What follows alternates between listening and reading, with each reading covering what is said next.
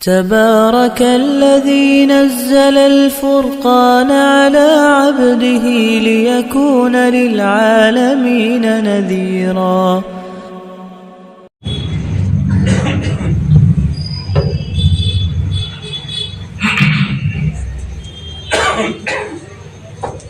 أعوذ بالله من الشيطان الرجيم. بسم الله الرحمن الرحيم. إذا جاء نصر الله والفتح ورأيت الناس يدخلون في دين الله أفواجا فسبح بحمد ربك واستغفر إنه كان توابا. صدق الله العظيم.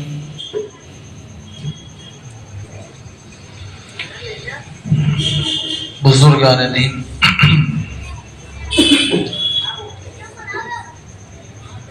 جس سورت کی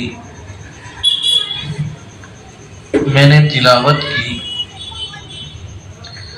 یہ قرآن کریم کے 30ویں پارے کی آخری 10 سورتوں میں کی ایک سورت ہے. یہ وہی سورت ہے جس کو ہم اپنی نمازوں میں پڑھتے ہیں اور ہم میں سے اکثر کو زبانی یاد بھی ہوگی. اب اس کا ترجمہ بھی ہوگا، اس کا مطلب بھی بیان کیا جائے گا.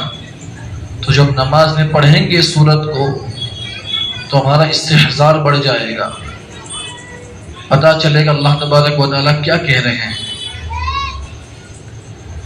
پہلے اس کا ترجمہ کر لیتے ہیں.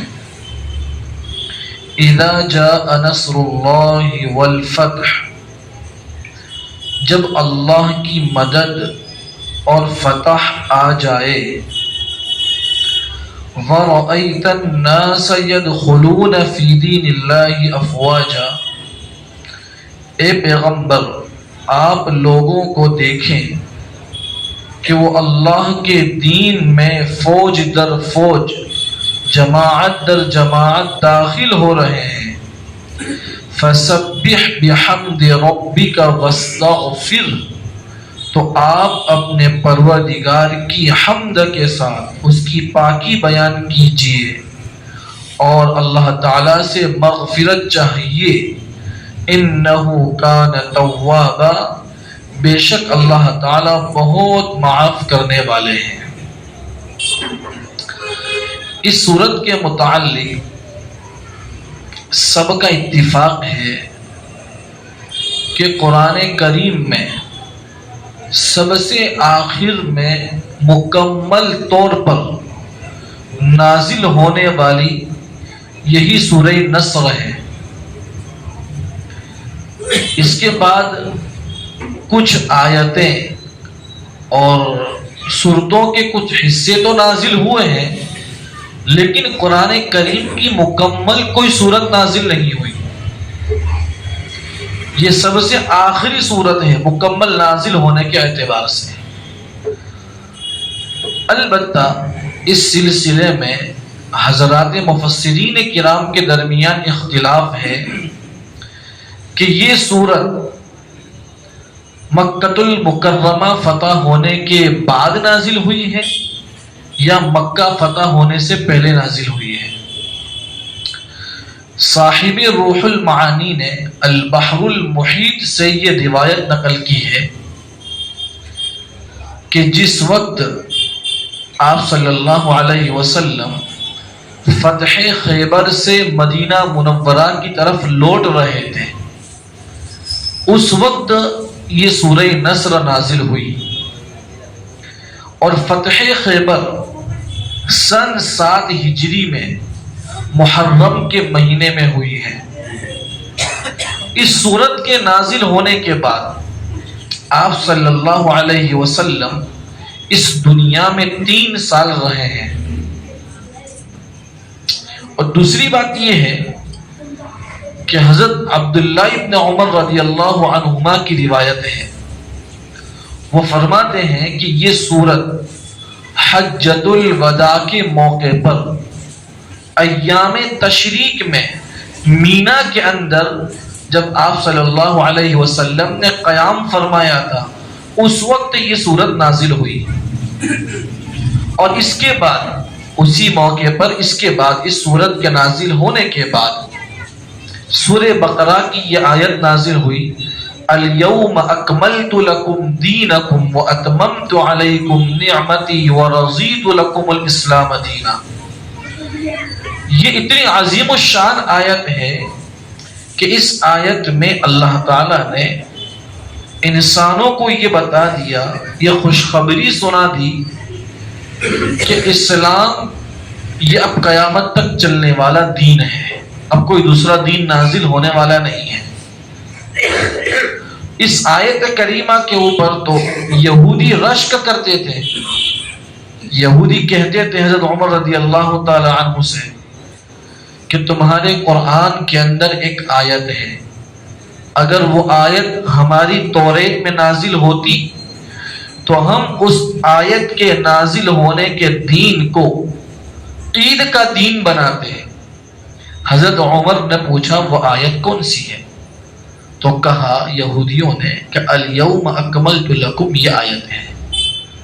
تو حضرت عمر رضی اللہ تعالی عنہ نے فرمایا کہ ہمیں عید منانے کی ضرورت نہیں ہے، یہ عرفہ کے دن جو مسلمانوں کی دوسری عید ہے، یہ اس دن آیت اتری، اور وہ دن جمعہ کا دن بھی تھا، دو عیدیں جمع ہو گئی تھی، اس لیے ہمیں کوئی نئی عید بنانے کی ضرورت نہیں ہے۔ تو یہ آیت کریمہ اس وقت نازل ہوئی۔ اس وقت حضور صلی اللہ علیہ وسلم کی عمر شریف کے 80 دن باقی تھے۔ اس کے بعد آیت کلالہ نازل ہوئی۔ اس وقت حضور صلی اللہ علیہ وسلم کی زندگی مبارک کے 35 دن باقی تھے۔ پھر اس کے بعد سب سے اخیر میں سورہ بقرہ کی یہ آیت نازل ہوئی، وَاتَّقُوا يَوْمًا تُرْجَعُونَ فِيهِ إِلَى اللَّهِ۔ اس آیت کے نازل ہونے کے بعد آپ صلی اللہ علیہ وسلم دنیا میں 21 دن رہے۔ حضرت مقاتل کی روایت کے مطابق 7 دن رہے۔ مطلب یہ ہے کہ ہمیں دونوں باتیں ملتی ہے اس سورت کے نازل ہونے کے متعلق کہ فتح مکہ سے پہلے نازل ہوئی ہے اور فتح مکہ کے بعد بھی نازل ہوئی ہے۔ یہ سورت نازل ہو گئی تو اس کے بعد حضور صلی اللہ علیہ وسلم کے معمول میں تبدیلی آئی۔ بخاری شریف کی روایت ہے کہ حضرت عائشہ رضی اللہ عنہا فرماتی ہیں کہ جب سورہ نصر نازل ہو چکی تو آپ صلی اللہ علیہ وسلم اپنی ہر نماز کے رکوع سجدے کے اندر یہ وظیفہ پڑھتے تھے، سبحانک ربنا وبحمدک اللہم اغفر لی۔ ہر رکوع میں، ہر سجدے میں حضور یہ پڑھتے تھے۔ اور حضرت ام سلمہ رضی اللہ عنہا کی روایت ہے، وہ فرماتی ہیں کہ اس سورت کے نازل ہونے کے بعد آپ صلی اللہ علیہ وسلم اٹھتے بیٹھتے آتے جاتے سبحان اللہ و بحمدہ استغفر اللہ و اتوب الیہ پڑھتے تھے، اور یوں فرماتے تھے کہ اللہ نے مجھے اس کا حکم دیا ہے، اور دلیل کے طور پر حضور صلی اللہ علیہ وسلم اس سورہ مبارکہ کی تلاوت فرماتے تھے۔ امام قرطبی رحمت اللہ علیہ نے حضرت ابو ہریرہ رضی اللہ عنہ کی روایت نقل کی ہے کہ اس سورت کے نازل ہونے کے بعد آپ صلی اللہ علیہ وسلم نے اپنے عبادات میں مجاہدہ بڑھا دیا تھا۔ اتنی عبادت پیغمبر کرتے تھے کہ آپ کے قدم مبارک پر ورم آ جاتا تھا۔ جب یہ سورہ مبارکہ نازل ہوئی تو آپ صلی اللہ علیہ وسلم نے صحابہ کو سنائی۔ حضرت عباس رضی اللہ عنہ جو حضور کے چچا ہیں وہ رونے لگے۔ حضور نے پوچھا عباس کیوں روتے ہو؟ حضرت عباس کہنے لگے اے اللہ کے رسول، اس سورہ مبارکہ کے اندر اللہ تعالیٰ نے خبر دی ہے کہ اب آپ کے رخصت ہونے کے دن قریب آ چکے ہیں، آپ دنیا میں رہنے والے نہیں ہیں، آپ ہمارے ساتھ اب نہیں رہیں گے، آپ اللہ کے پاس چلے جائیں گے، آپ کی جدائی پر مجھے رونا آ رہا ہے۔ حضور صلی اللہ علیہ وسلم نے فرمایا عباس تم ٹھیک کہہ رہے ہو، اس لیے کہ اللہ تعالیٰ نے جس مشن کو لے کر مجھے دنیا میں بھیجا تھا، پورے جزیرت العرب کے اندر اب اسلام آ چکا، لوگ مسلمان ہو گئے، میری ذمہ داری پوری ہو گئی، اب اللہ کے یہاں میرے جانے کا دن قریب آ چکے ہیں۔ اس آیت کریمہ میں اذا جاء نصر اللہ والفتح، جب اللہ کی مدد اور فتح یعنی کامیابی آ جائے، فتح سے مراد فتح مکہ ہے۔ حضور صلی اللہ علیہ وسلم کی پیدائش مکہ المکرمہ میں ہوئی ہے۔ آپ کے پیدا ہونے کے بعد سے جب 40 سال مکمل ہو گئے تو اللہ تعالیٰ نے محمد صلی اللہ علیہ وسلم کو نبوت سے نوازا، آپ کو اللہ نے نبی بنایا، اور سورہ علق کی پہلی 5 آیتیں نازل ہوئی، اقرأ بسم ربک الذی خلق، سب سے پہلی وحی یہی آئی ہے۔ اس کے کچھ وقت کے بعد اللہ تعالیٰ کی طرف سے پیغمبر پر وحی آئی، وَأَنذِرْ عَشِيرَتَكَ الْأَقْرَبِينَ، اے پیغمبر آپ اپنے قریبی رشتہ داروں کو، اپنے خاندان والوں کو اللہ کے عذاب سے ڈرائیے۔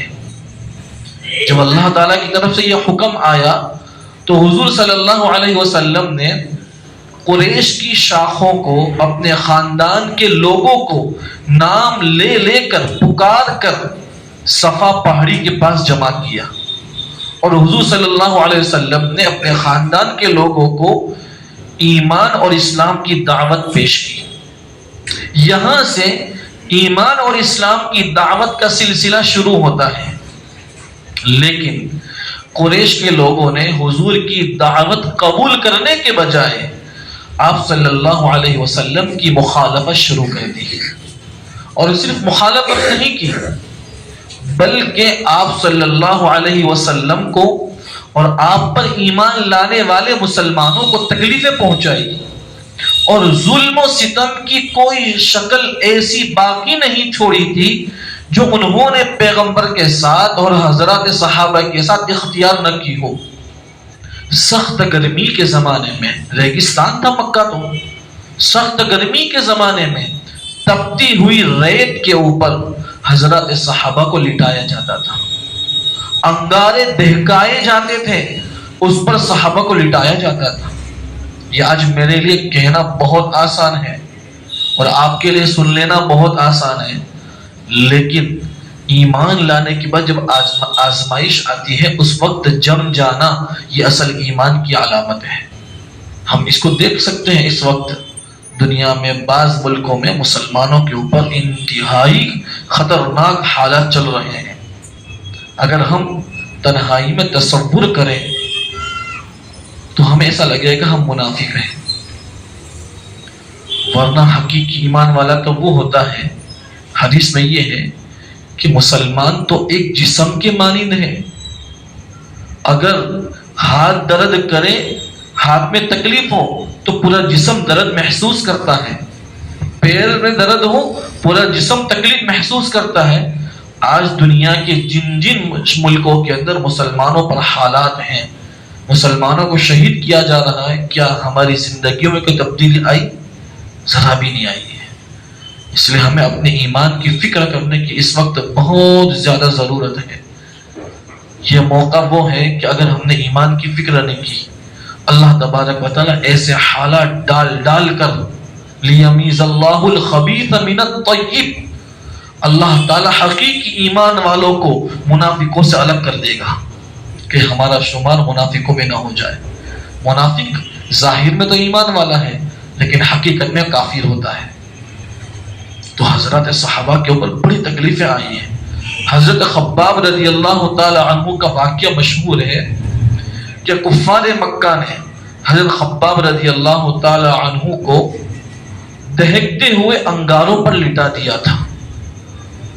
ان کی کمر کی جو ہڈیاں تھی، جو چربی تھی، وہ پگھلتی تھی، اس سے وہ انگارے بجھتے تھے۔ یہ تکلیفیں دی گئی ہیں کفار مکہ نے. آپ صلی اللہ علیہ وسلم مکۃ المکرمہ میں نبی بنائے جانے کے بعد 13 سال رہے ہیں، اور ان 13 سالوں میں حضور صلی اللہ علیہ وسلم نے کفار مکہ کو، قریش مکہ کو دین کی دعوت دی، لیکن بہت تھوڑے لوگ ایمان لائے. آپ صلی اللہ علیہ وسلم قریش کے لوگوں سے مایوس ہو گئے. حج کا زمانہ آتا تھا تو حج کے زمانے میں عرب کے دوسرے قبیلے حج کے لیے آتے تھے. آپ صلی اللہ علیہ وسلم ان کے پاس جاتے اور جا کر ان کو ایمان اور اسلام کی دعوت دیتے تھے، اور ان سے درخواست کرتے تھے کہ مجھے اپنے علاقے میں لے جاؤ اور مجھے اللہ کے بندوں تک اللہ کے حکم کو پہنچانے دو، اس میں تم میری مدد کرو. لیکن قریش کا تمام عرب کے قبیلوں پر ایسی دھاک بیٹھی ہوئی تھی کہ کوئی حضور صلی اللہ علیہ وسلم کو اپنے ساتھ لے جانا پسند نہیں کرتا تھا. اگر ہم ان کو اپنے ساتھ لے جائیں گے، اپنے علاقے میں لے جائیں گے، تو گویا یہ ایسا ہو گیا جیسے ہم نے قریش کے قبیلے کے ساتھ دشمنی مول لی اور ہم میں ان سے مقابلہ کرنے کی ہمت نہیں ہے. لیکن اللہ تعالیٰ کو یہ منظور تھا کہ مدینہ منورہ کے مشرکین کے 2 قبیلے، قبیلے اوس اور قبیلے خزرج، ان 2 قبیلوں کے سے اللہ تعالیٰ یہ خدمت لینا چاہتا تھا. نبوت کے 11ویں سال جب حج کا موسم آیا تو مدینہ منورہ سے قبیلے خزرج کے 6 آدمی آئے. حضور صلی اللہ علیہ وسلم کی مینا کے اندر ان سے ملاقات ہوئی، اور آپ صلی اللہ علیہ وسلم نے ان 6 آدمیوں کو ایمان کی دعوت دی. انہوں نے ایمان فوراً قبول کر لیا. ان کے ایمان قبول کرنے کا بیک گراؤنڈ پس منظر یہ تھا کہ مدینہ منورہ کے اندر یہودیوں کے قبیلے رہتے تھے، قبیلے بنو قریظہ، قبیلے بنو نذیر، اور یہ یہود اہل کتاب ہیں. ان کے پاس آسمانی کتابیں تھی. ان کی آسمانی کتابوں کے اندر یہ لکھا تھا کہ نبی آخر الزمان محمد صلی اللہ علیہ وسلم دنیا میں آنے والے ہیں، اور ان کی سارے حالات لکھے ہوئے تھے. تو یہ قبیلے اوس و خزرج اور یہ یہودیوں آپس میں ساتھ رہتے تھے. ان کا رہنا سہنا آپس میں ہوتا تھا، جس کی وجہ سے ان کے درمیان جب کلش اور کشاکشی ہوتی تھی، کبھی کبھی ایک دوسرے سے بھیڑ جاتے تھے، لڑتے تھے. اس وقت یہود یہ کہتے تھے مشرکین سے، مدینہ کے مشرکین سے، کہ نبی آخر الزمان آنے والے ہیں، ہم ان پر ایمان لائیں گے. جب وہ آ جائیں گے ہم ایمان لے آئیں گے تو ان کے ساتھ مل کر تمہارا مقابلہ کریں گے، اور ہم تم سے لڑیں گے اور ہم تمہیں ہرا دیں گے. جس طرح قوم عاد اور قوم ارم کو قتل کیا گیا، ہم تمہارا قتل کریں گے. لیکن یہود کو یہ غلط فہمی ہو گئی. وہ یہ سمجھتے تھے کہ نبی آخر الزمان ہمارے اندر یعنی بنی اسرائیل میں آئیں گے. جب آپ صلی اللہ علیہ وسلم نے ان 6 آدمیوں کے سامنے جب دین کی دعوت رکھی اور کہا کہ میں اللہ کا نبی ہوں، اللہ پر ایمان لاؤ، مجھ پر ایمان لاؤ، ان 6 آدمیوں کو یہودیوں کی وہ ساری باتیں یاد آنے لگی کہ یہود ہم سے ایسا ایسا کہتے تھے، اور یہ وہی نبی ہیں جس کا تذکرہ یہود ہمارے سامنے کرتے تھے. تو وہ آپس میں بات چیت کرنے لگے اور کہنے لگے کہ یہود ہم سے پہلے ایمان لائے، یہ موقع ہمیں بہت اچھا ملا ہے، ہم ان سے پہلے ان کے اوپر ایمان لے آئے. تو ان 6 آدمیوں نے پیغمبر صلی اللہ علیہ وسلم پر ایمان لے آئے. اس وقت اتنی ہی بات ہوئی، کوئی زیادہ بات چیت نہیں ہوئی، اور وہ لوگ چلے گئے اور یہ وعدہ کر کے گئے ہم آئندہ سال حج کے موقع پر پھر آئیں گے. جب آئندہ سال حج کا موقع آیا، نبوت کا 12واں سال تھا، تو 6 کے بجائے 12 آدمی آئے مدینہ منورہ سے. ان 12 میں سے 5 آدمی تو وہی تھے جو گزشتہ سال اگلے سال آئے تھے، اور 7 آدمی نئے تھے. انہوں نے آپ صلی اللہ علیہ وسلم کے ہاتھ پر بیعت کی. اس کو بیعت عقبہ اولیٰ کہا جاتا ہے. اور پیغمبر سے یہ درخواست کی کہ آپ ہمارے ساتھ اپنے تربیت یافتہ 1-2 آدمی کو بھیجیے جو مدینہ کے اندر ایمان اور اسلام کی دعوت چلاوے اور ہمیں ہماری تربیت کرے اور اسلامی احکام ہمیں سکھائے۔ تو آپ صلی اللہ علیہ وسلم نے حضرت مصعب ابن عمیر رضی اللہ عنہ کو پہلے بھیجا، ان کے بعد حضرت عبداللہ ابن ام مکتوم رضی اللہ عنہ کو بھیجا۔ یہ دونوں حضرات مدینہ منورہ میں اسعد ابن زرارہ رضی اللہ عنہ کے مکان پر ٹھہرے اور انہوں نے وہاں ایمان کی دعوت چلائی، اور وہاں ایسا ماحول ہموار کر دیا کہ مدینہ کے گھر گھر میں آپ صلی اللہ علیہ وسلم کا چرچا تھا۔ جب نبوت کا 13واں سال تھا، حج کا زمانہ آیا، تو مدینہ منورہ سے حج کے لیے 75 آدمی آئے، 75 آدمی آئے۔ ان میں سے 73 مرد تھے، 2 عورتیں تھیں۔ وہ سب آپ صلی اللہ علیہ وسلم کے ہاتھ پر بیعت ہو گئے، اسے بیعت عقبہ ثانیہ کہا جاتا ہے۔ پھر انہوں نے حضور صلی اللہ علیہ وسلم سے درخواست کی کہ آپ ہمارے یہاں مدینہ منورہ تشریف لے آئیے، اور کہا کہ ہم جس طرح اپنی جان کی، اپنے اہل و عیال کی حفاظت کرتے ہیں، اسی طرح ہم آپ کی بھی حفاظت کریں گے، اور دعوت ایمان اور اسلام کی دعوت میں ہم آپ کا ساتھ دیں گے، آپ کا تعاون کریں گے۔ جب نبوت کے 13 سال مکمل ہو گئے تو آپ صلی اللہ علیہ وسلم نے پہلے صحابہ کو اجازت دی کہ تم ہجرت کر کے مدینہ چلے جاؤ، تو کچھ صحابہ چلے گئے۔ ربیع الاول کا مہینہ آیا تو اللہ تعالیٰ کی طرف سے وحی آئی، پیغمبر آپ بھی ہجرت کیجئے۔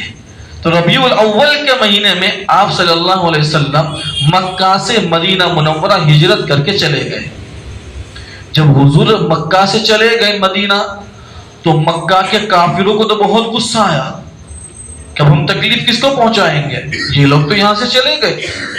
کہ مدینہ کے مشرکین کو دھمکیاں دیتے تھے کہ تم ان مسلمانوں کو یہاں سے نکالو مدینہ سے، ہم تم پر حملہ کر دیں گے، ہم تمہیں قتل کر دیں گے، اور سازشیں کرنے لگے، آپس میں مدینہ منورہ کے مشرکین کو لڑانے لگے۔ ایسی صورت پیدا ہو گئی کہ 2 قبیلے لڑنے والے تھے، آپ صلی اللہ علیہ وسلم پہنچ گئے اور جا کر یہ کہا کہ وہ تمہیں لڑانا چاہتے ہیں، تم کہاں لڑتے ہو، لڑ کر اپنا ہی نقصان کرو گے۔ تو معاملہ وہاں ٹھنڈا ہو گیا۔ پھر وہاں مکہ کے کافروں نے مدینہ کی یہود کو پیغام بھیجا کہ تم تو قلعے والے ہو، ہتھیار والے ہو، یہ مسلمانوں کو مدینہ سے نکالو۔ لیکن آپ صلی اللہ علیہ وسلم جیسے مدینہ گئے تھے تو یہودیوں سے معاہدہ کر لیا تھا، امن کا معاہدہ کر لیا تھا، وہاں بھی ان کی دال نہیں گلی۔ تو پھر مکہ کے کافروں نے مدینہ منورہ کے اوپر کئی مرتبہ حملے کیے۔ پہلے جنگ بدر ہوئی، پھر جنگ احد ہوئی، پھر جنگ خندق ہوئی، مختلف جنگیں ہوئی۔ جنگ خندق کے بعد آپ صلی اللہ علیہ وسلم نے خواب دیکھا کہ میں اور میرے صحابہ مکۃ المکرمہ عمرہ کرنے کے لیے جا رہے ہیں۔ جب صبح ہوئی تو آپ صلی اللہ علیہ وسلم نے اپنے خواب کا تذکرہ کیا، اور نبی کا خواب وحی ہوتا ہے، اور جو صحابہ مکہ سے آئے تھے ہجرت کر کے، لمبا زمانہ گزر گیا، جب نبی کا خواب سنا تو ان کے دلوں میں جو مکہ کی محبت تھی، جو ان کا وطن تھا، وہ محبت بھڑکنا شروع ہوئی، اس میں آگ لگنا شروع ہو گئی۔ تو صحابہ نے کہا اللہ کے رسول ہم بھی آپ کے ساتھ چلیں گے، بہت وقت ہو گیا، مکہ دیکھا نہیں ہے، ہمارا وطن تھا۔ آپ صلی اللہ علیہ وسلم 1500 کے قافلے کے ساتھ مکۃ المکرمہ کے لیے عمرہ کرنے کے لیے روانہ ہوئے۔ ادھر مکہ کے کافروں کو پتہ چل گیا کہ محمد صلی اللہ علیہ وسلم ایک لشکر لے کر آ رہے ہیں، تو انہوں نے جنگ کی تیاریاں شروع کر دی۔ آپ صلی اللہ علیہ وسلم کو پتہ چلا کہ انہوں نے جنگ کی تیاریاں شروع کی ہیں۔ آپ صلی اللہ علیہ وسلم نے راستہ بدل دیا اور راستہ بدل کر سفر شروع کیا۔ تو آپ مقام حدیبیہ میں پہنچے۔ وہاں پہنچنے پر حضور کی اونٹنی اللہ کے حکم سے بیٹھ گئی، اس کو اٹھانے کی کوشش کی، پہلی مرتبہ اٹھی، دوسری مرتبہ بیٹھ گئے تو اٹھنے کا نام نہیں لیتی تھی، اور اتنے میں حضور صلی اللہ علیہ وسلم پر وحی آنا شروع ہوئی، اور وحی کے اندر اللہ تعالیٰ نے پورے حالات بتا دیے اور کہا محمد صلی اللہ علیہ وسلم اس وقت تمہیں مکہ جانے نہیں ملے گا، اور کہا کہ اگر کوئی صلح کی صورت نکل آئے تو ابھی صلح کر لینا. یہ وحی میں ساری باتیں پیغمبر کو بتا دی گئی اور بالآخر صلح ہوئی. صلح ان شرطوں کے اوپر ہوئی کہ مکہ کے کافروں نے یہ کہا کہ اس وقت مسلمان مدینہ چلے جائیں، آئندہ سال آئیں گے اور عمرہ کریں گے. اور ایک شرط یہ بھی ہوئی کہ 10 سال تک امن، جنگ بند ہو گئی، 10 سال تک ہم آپس میں لڑیں گے نہیں. آپ صلی اللہ علیہ وسلم اپنے صحابہ کو لے کر چلے گئے. لیکن جب آپ صلی اللہ علیہ وسلم جا رہے تھے، حدیبیہ سے لوٹ رہے تھے، اس وقت سورہ فتح کی ابتدائی آیت نازل ہوئی. انا فتحنا لک فتحا مبینا لیغفر لک اللہ ما تقدم من ذنبک وما تأخر ویتم نعمتک علی ویہدیک صراطا مستقیما. یہ آیت نازل ہوئی. آپ صلی اللہ علیہ وسلم نے حضرات صحابہ کو یہ آیتیں سنائی اور کہا کہ اتنی عجیب و غریب یہ آیتیں مجھ پر اتری ہیں کہ مجھے یہ آیتیں دونوں جہاں سے قیمتی اور محبوب ہیں. اس میں ہمیں فتح کی خبر دی گئی ہے. حضرت عمر رضی اللہ تعالیٰ عنہ نے فرمایا اللہ کے رسول یہ فتح ہے؟ یہ تو ہم نے دب کر صلح کی ہے، اسے فتح کیسے کہہ سکتے ہیں؟ اللہ کے رسول نے کہا عمر ابھی ٹھہر جاؤ، آئندہ جو حالات آئے انہوں نے یہ بتا دیا کہ یہ فتح مبین تھی. پھر سن 7 ہجری میں مسلمان آئے اسی وقت اور اپنا عمرہ کیا اور عمرہ کر کے چلے گئے. ابھی جنگ بندی کا زمانہ چل رہا تھا، لیکن مکہ کے جو کافر تھے وہ تو اپنے معاہدے کا پاس و لحاظ کرنے والے نہیں تھے. ان کو چین نہیں پڑتا تھا لڑے بغیر. مکہ کے قرب و نواح کے اندر، اڑوس پڑوس کے اندر 2 قبیلے رہتے تھے. ایک قبیلہ تھا قبیلہ بنو بکر اور ایک قبیلہ تھا قبیلہ بنو خزاعہ. یہ 2 قبیلے تھے. ان میں سے قبیلہ بنو خزاعہ یہ مسلمانوں کے ساتھ تھا اور بنو بکر یہ مکہ کے کافروں کے ساتھ تھا. تو مسلمانوں کے ساتھ تو لڑائیاں ختم ہو گئی تو ان کی پرانی دشمنی انہیں یاد آنے لگی، آپس میں لڑنا شروع ہوئے. قبیلہ بنو بکر اور بنو خزاعہ کی لڑائی ہوئی. ادھر معاہدہ چلتا تھا، کفار مکہ نے بنو بکر کا ساتھ دیا اور وہ یہ سمجھتے تھے کہ ہم نے ساتھ تو دے دیا لیکن محمد صلی اللہ علیہ وسلم کو خبر نہیں پڑے گی مدینہ منورہ میں. لیکن قبیلہ بنو خزاعہ کے چند افراد سفر کر کے مدینہ گئے اور مدینہ جا کر حضور صلی اللہ علیہ وسلم کو کہہ دیا کہ کفار مکہ نے معاہدہ توڑا ہے اور انہوں نے بھی ہمارے ساتھ لڑنے میں ساتھ دیا ہے. آپ صلی اللہ علیہ وسلم نے فوراً پیغام پہنچایا مکہ والوں کو کہ اے مکہ والوں، یا تو بنو بکر کے ساتھ اپنا تعلق ختم کر دو یا پھر بنو خزاعہ کے جتنے لوگ مارے گئے ہیں ان کا خون بہا دو یا پھر ہماری آپس کی جو صلح ہوئی ہے وہ صلح ختم کر دو. اس وقت بڑے وٹ میں تھے کفار مکہ، تو کہہ دیا ہاں بھائی صلح ختم کر دو، ہمیں صلح نہیں رکھنی تمہارے ساتھ. لیکن جب صلح ختم ہو گئی تو ان کو خطرہ بھی ہو گیا کہ ہم نے بڑا نقصان کر لیا اپنا. اس وقت مکہ کے بڑے سردار تھے ابو سفیان. ابو سفیان کو فوراً مدینہ بھیجا اور ابو سفیان آئے، کہنے لگے اللہ کے رسول ہم تو صلح کو برقرار رکھنا چاہتے ہیں. آپ صلی اللہ علیہ وسلم نے فرمایا کہ اب نہیں ہو سکتا.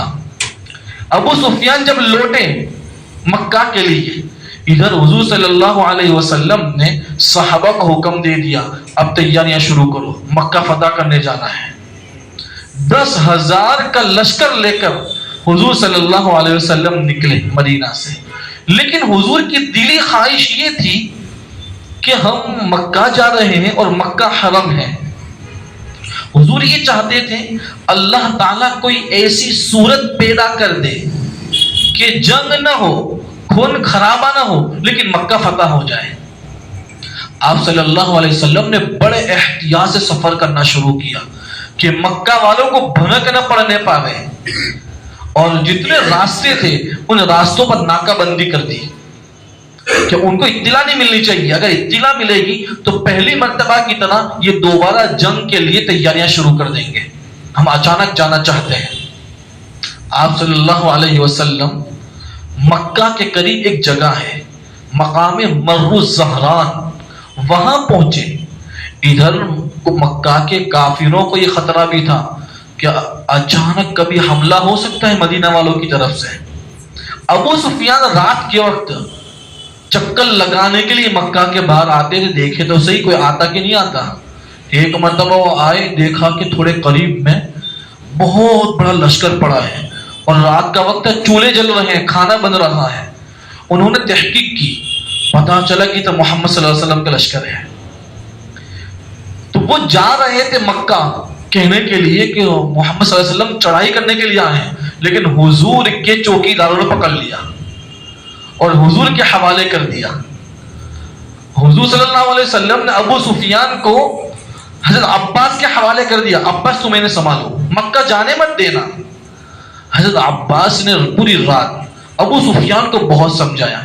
ابو سفیان رات کے وقت ایمان لے آئے, ان کو مکہ جانے تو نہیں دیا. جب صبح ہوئی, آپ صلی اللہ علیہ وسلم نے ارادہ فرمایا کہ اب مکہ میں داخل ہونا ہے. حضرت عباس کو بلایا, عباس ادھر آؤ, اور کہا ابو سفیان کو ایسی جگہ پر کھڑا رکھنا جہاں سے مسلمانوں کا لشکر گزرے گا, انہیں پتا چلے کہ مسلمانوں کے پاس کتنی طاقت آ گئی ہے. اب حضرت عباس ابو سفیان کو ایک ایسی تنگ جگہ پر, اونچی جگہ پر لے کر کھڑے ہو گئے. اب صبح ہوئی, لشکر نکلنا شروع ہوا. پہلے یہ قبیلہ جا رہا ہے, یہ ٹیم جا رہی ہے. ابو سفیان پوچھتے تھے حضرت عباس کو کہ یہ کون لوگ ہیں, یہ کون سا قبیلہ ہے. اتنے میں حضور صلی اللہ علیہ وسلم کے چنندہ صحابہ کا ایک بہت بڑا لشکر نکلا. اس لشکر کے سردار تھے سعد ابن عبادہ. سعد ابن عبادہ کے ہاتھ میں جھنڈا تھا. ان کی نظر پڑی ابو سفیان کے اوپر. ان کو پتا نہیں تھا کہ ابو سفیان ایمان لے آئے. حضرت سعد ابن عبادہ کے اندر جوش پیدا ہو گیا اور کہنے لگے, نعرہ لگایا, الیوم یوم الملحمہ الیوم تستحل الکعبہ, کہ آج تو خون خرابے کا دن ہے, آج تو تلوار کھولنے کا دن ہے, آج اللہ کی طرف سے کعبہ کی حرمت کو حلال کیا گیا ہے, آج تو ہم بتائیں گے تمہیں, بہت تم نے پریشان کیا تھا. حضرت ابو سفیان ڈر گئے. اس کے پیچھے حضور صلی اللہ علیہ وسلم کی ٹکڑی آئی, جماعت آئی. انہوں نے کہا, ابو سفیان نے حضور صلی اللہ علیہ وسلم سے اللہ کے رسول سعد ابن عبادہ تو ایسا کہہ کر گئے ہیں.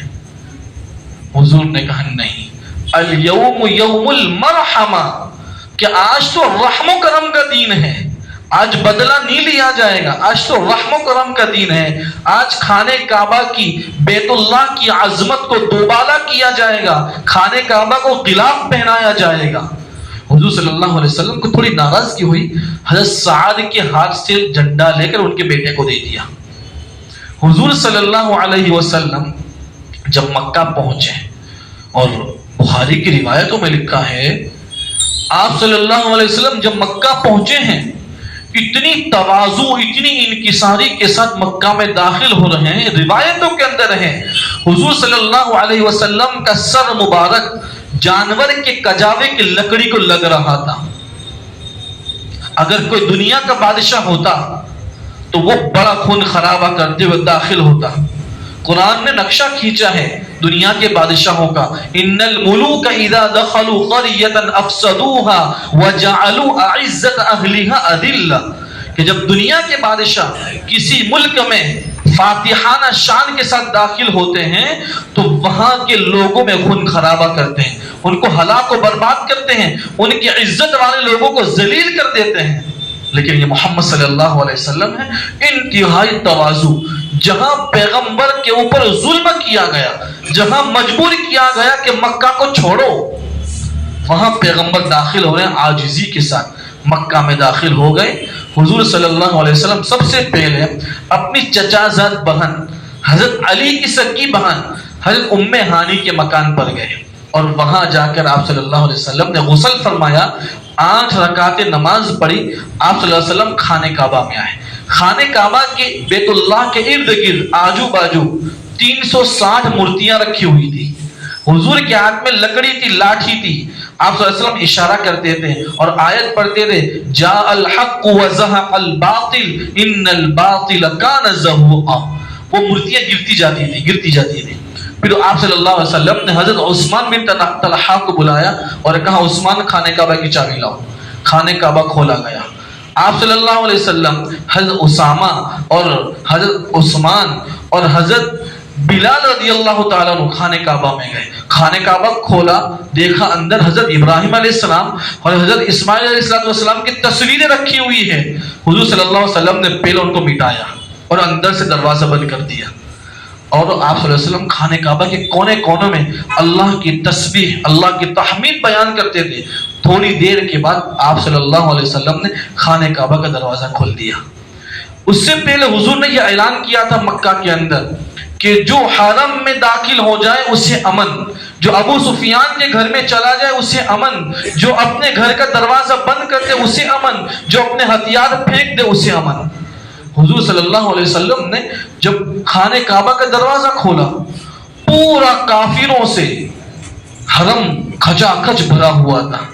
آپ صلی اللہ علیہ وسلم نے خطبہ دیا اور کہا، اے قریش، جو غرور، جو گھمنڈ تمہیں تھا، اللہ تعالیٰ نے اس غرور اور گھمنڈ کو ختم کر دیا.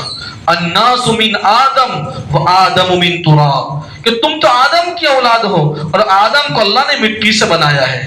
پھر حضور نے یہ آیت پڑھی، یا ایھا الناس انا خلقناکم من ذکر و انثی وجعلناکم شعوبا وقبائل لتعارفوا ان اکرمکم عند اللہ اتقاکم. کہ اے لوگو، تم ایک مرد و عورت سے پیدا ہوئے ہو، تمہارے جو خاندان ہیں، جو تمہارے قبیلے ہیں، یہ تو تمہاری پہچان کے لیے ہیں. اللہ کے یہاں حقیقی عزت پانے والا وہی آدمی ہے جو متقی پرہیزگار ہے. پھر آپ صلی اللہ علیہ وسلم نے مکہ کے کافروں سے پوچھا، اے قریش، تم آج مجھ سے کیا امید رکھتے ہو؟ میں تمہارے ساتھ کیا سلوک کروں گا؟ تو مکہ کے سرداروں میں سے ایک سردار سہیل ابن عمرو نے کہا، اخن کریم وابن اخین کریم، آپ تو ہمارے معزز شریف بھائی ہیں اور یہ شریف بھائی کے بیٹے ہیں. حضور صلی اللہ علیہ وسلم نے دیکھا تو حضور نے کہا، میں آج تمہیں وہی باتیں کہوں گا جو حضرت یوسف علیہ السلام نے اپنے بھائیوں سے کہی تھی، لا تثریب علیکم اليوم، کہ آج تم سے کوئی طعنہ تشریح نہیں کی جائے گی. اذهبوا وانتم الطلقاء، آج تم سب کے سب آزاد ہو. یہ حضور صلی اللہ علیہ وسلم کے اخلاق کریمانہ، آپ کے اخلاق کو دیکھ کر جتنے کافر موجود تھے وہ سب ایمان میں داخل ہو گئے. یوں کر کے اللہ تعالیٰ نے مکہ کو فتح کر دیا، جس کا ذکر اللہ تعالیٰ نے اس آیت میں کیا ہے، اذا جاء نصر اللہ والفتح، کہ جب اللہ کی مدد اور فتح آ جائے. وَرَأَيْتَ النَّاسَ يَدْخُلُونَ فِي دِينِ اللَّهِ أَفْوَاجًا، اے پیغمبر آپ لوگوں کو دیکھیں کہ وہ اللہ کے دین میں فوج در فوج داخل ہو رہے ہیں. جب عرب کے دیگر قبیلوں نے دیکھا کہ مکہ والے ایمان لے آئے ہیں، تو جو لوگ حضور صلی اللہ علیہ وسلم کو سچا رسول سمجھتے تھے، اسلام کو حقانیت کی نظر سے دیکھتے تھے، ان کے دلوں میں ایمان پہلے سے تھا، انہوں نے آ کر حضور صلی اللہ علیہ وسلم کے سامنے اپنے ایمان کو ظاہر کیا اور کہنے لگے، اللہ کے رسول، ہمارا پورا قبیلہ ایمان لے آیا ہے. یوں کرتے کرتے پورے جزیرۃ العرب کے اندر ایمان آ گیا، لوگ مسلمان ہو گئے. وقت ہو چکا ہے، اب کچھ باتیں باقی رہ گئی ہے، انشاءاللہ اس کو اگلی مجلس میں بیان کریں گے. اللہ تبارک و تعالی ہمیں حضور صلی اللہ علیہ وسلم کے اخلاق کریمانہ اختیار کرنے کی توفیق عطا فرمائے. اور ایک اعلان یہ ہے کہ صرف آئندہ ہفتے کے لیے منگل کو تفسیر ہوگی، بدھ کو نہیں ہوگی، پھر اس کے بعد سے بدھ کو ہی ہوگی انشاءاللہ. سبحان اللہ وبحمدہ، سبحانک اللہم وبحمدک، ونشہد ان لا الہ الا انت، نستغفرک ونتوب الیک. سبحان ربک رب العزۃ عما یصفون، والسلام علی المرسلین، والحمد للہ رب العالمین، برحمتک یا ارحم الراحمین.